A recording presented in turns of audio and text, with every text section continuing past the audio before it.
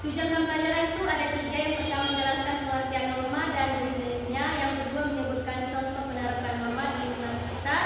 Yang ketiga memberikan sikap positif dalam menaati norma yang berlaku. Dan yang kedua kita masuk di materi. Pengertian norma. Norma adalah aturan atau pedoman yang mengatur perilaku manusia dalam kehidupan bermasyarakat. Norma dibuat agar kehidupan berjalan tertib, aman, dan damai. Pentingnya norma dalam kehidupan sehari-hari.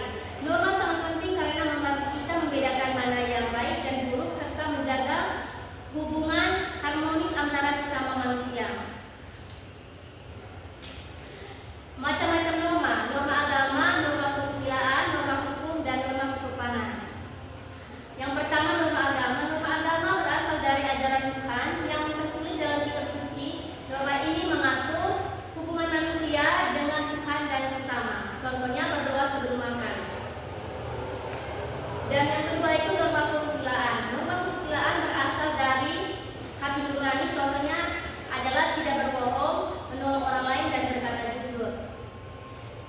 Yang ketiga norma kesopanan. Norma kesopanan mengatur tentang tata krama dalam pergaulan. Contohnya berbicara sopan kepada orang tua dan guru, memberi salam saat bertemu. Yang keempat itu norma hukum. Norma hukum dibuat oleh pemerintah dan memiliki sanksi tegas jika dilanggar. Contohnya tidak mencuri, mematuhi lalu lintas, dan tidak merusak fasilitas umum. Selanjutnya sumber norma. Norma bersumber dari agama, masyarakat, adat istiadat, dan peraturan negara. Semua norma tersebut membentuk kepribadian dan karakter kita. Norma di rumah membantu orang tua berkata jujur, tidak berkata kasar, dan menjalankan ibadah sesuai agama masing-masing. Norma di sekolah mentaati tata tertib, menghormati guru, belajar dengan sungguh-sungguh, dan bersikap jujur saat ulangan. Norma di masyarakat menjaga kebersihan lingkungan, menghormati tetangga, dan ikut serta dalam kegiatan kerja bakti.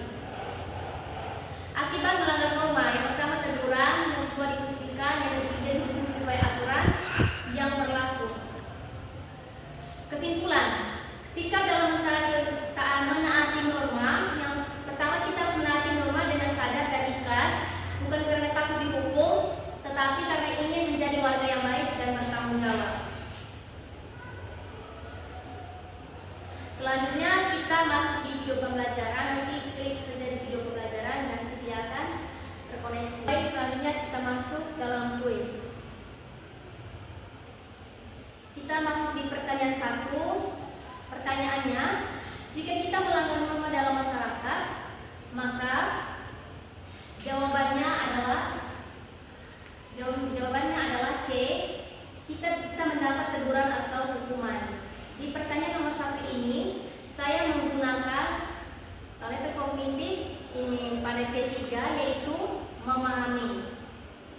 Berikut penjelasannya, karena di pertanyaan nomor 1 itu dijelaskan, yaitu siswa menjelaskan apa akibat melanggar norma dan siswa memahami mengapa norma perlu ditaati.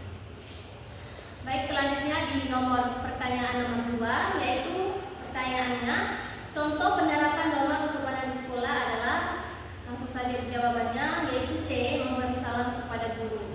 Jadi di pertanyaan nomor 2 ini saya menggunakan level kognitif C3, yaitu menerapkan. Jadi penjelasannya adalah menerapkan itu melakukan atau mempraktikkan langsung dalam situasi nyata. Yang kedua itu siswa tidak hanya memahami tetapi melakukan tindakan sopan di sekolah, misalnya mengucapkan salam dan meminta izin. Dan yang ketiga itu pertanyaan nomor 3, yaitu norma hukum memiliki ciri khas, yaitu langsung saja di jawabannya, yaitu jawaban adalah D, ada sanksi tegas jika dilanggar. Jadi pertanyaan nomor 3 ini saya menggunakan level kognitif C2, yaitu memahami. Penjelasannya yaitu karena menjelaskan ciri-ciri atau karakteristik suatu konsep. Dalam hal ini norma hukum termasuk kemampuan memahami.